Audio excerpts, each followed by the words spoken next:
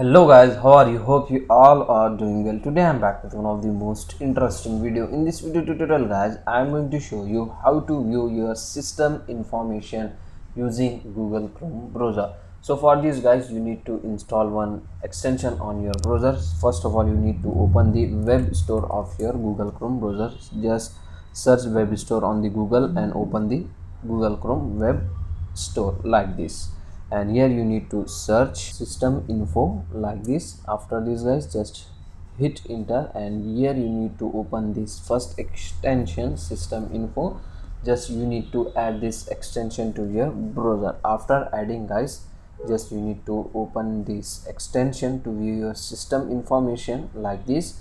So here you can get the some details of your system information like your processor core i3, as you can see. So here guys, you can't see detailed information of your system, just you can get some selected information as you can see in my screen.